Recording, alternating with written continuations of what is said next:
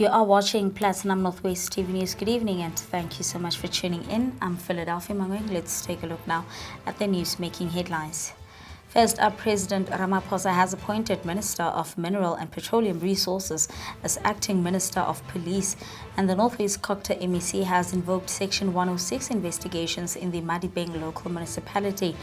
In the business news, Northwest Economic Development MEC hosts the Business Forum Colloquium in partnership with Mmabatho, and in the sports news, the PSL have announced the nominees for the 2024-2025 awards. We begin here. President Cyril Ramaphosa has appointed the Minister of Mineral and Petroleum Resources, Mantashe, as the Acting Minister of Police with immediate effect. Mantashe will serve in his capacity until Prof. Firoz Kachalia, who will retire from his position at the University of the Witwatersrand at the end of this month, assumes his position as the Acting Minister of Police at the start of August. This comes after the allegations by KwaZulu-Natal Police Commissioner Lieutenant General Mkhwanazi accusing Police Minister Senzo Mchunu of colliding with criminals. Kachalia was appointed by Ramaphosa as the Constitution allows for the appointment of no more than 2 ministers outside the National Assembly.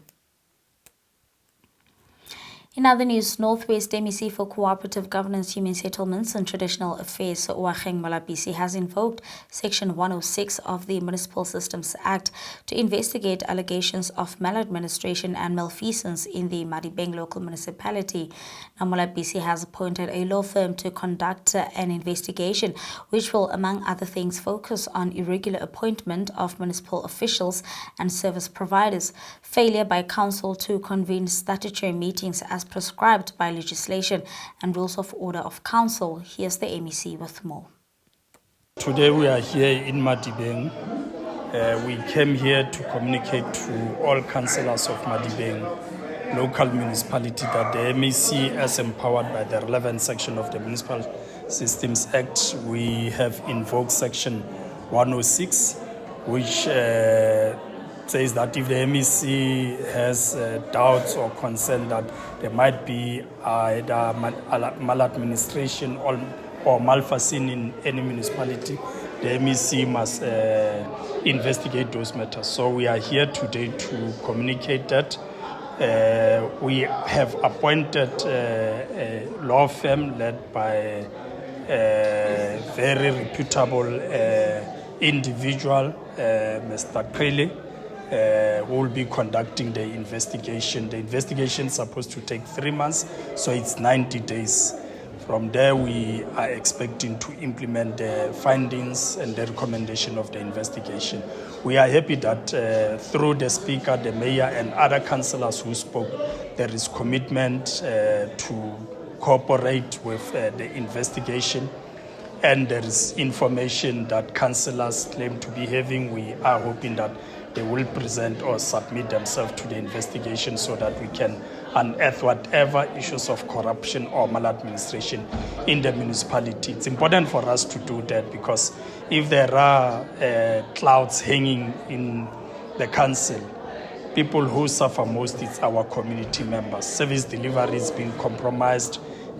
So this intervention is important and it's necessary. Thank you. In other news, 5 sergeants who are attached to the Potchefstroom Flying Squad, a constable and 3 other sergeants attached to the Ventersdorp Police Station appeared in the Potchefstroom Magistrates Court on Tuesday for alleged theft and defeating the ends of justice. The accused were arrested by the members of the Hawk Serious Commercial Crime Investigation and Serious Corruption Investigations. Their arrest emanates from an incident that occurred back in November 2024, in which the officers allegedly stopped a truck loaded with illicit cigarettes around Ventersdorp.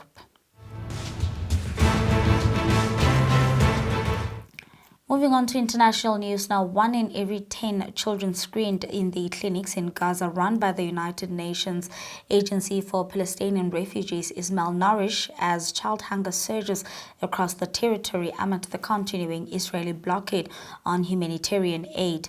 According to UNRWA, Israel's punishing prevention of aid entering Gaza has led to severe shortage of nutrition supplies, describing the situation for starving children as engineered and man man-made. Now, UNRWA's Communications Director, Juliet Thoma, told reporters in Geneva that medicine, nutrition, supplies, hygiene material, fuel are all rapidly running out. Let's take a look.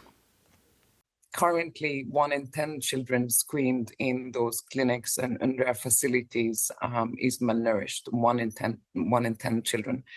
Before the war, acute malnutrition was rarely seen in the Gaza Strip. One UNRWA nurse that we spoke to told us that in the past, he only saw these cases of malnutrition in textbooks and documentaries. Today, he's treating them face-to-face in the UNRWA Health Center. And with that, let's take a look now at the business news.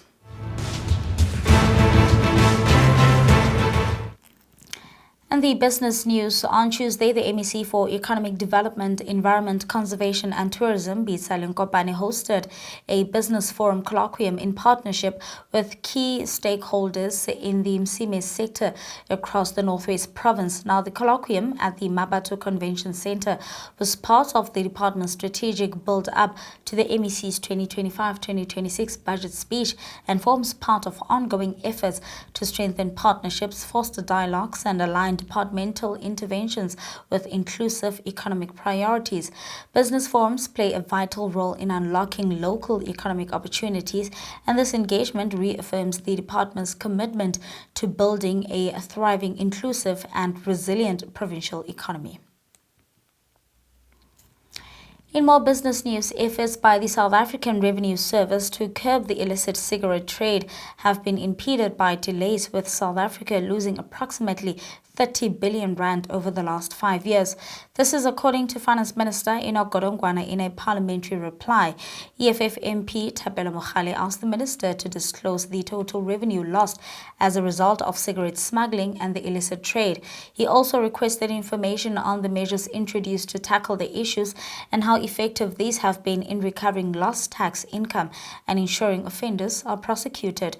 In his written reply, Godongwana said that illicit trade and smuggling are hard to reliably quantify given their covert nature. However, he pointed out that the illicit cigarette trade has become a major economic and enforcement issue, with estimates indicating that as much as 70% of cigarettes sold in the country are illegal. And that's all from the business news. Your sports update follows next.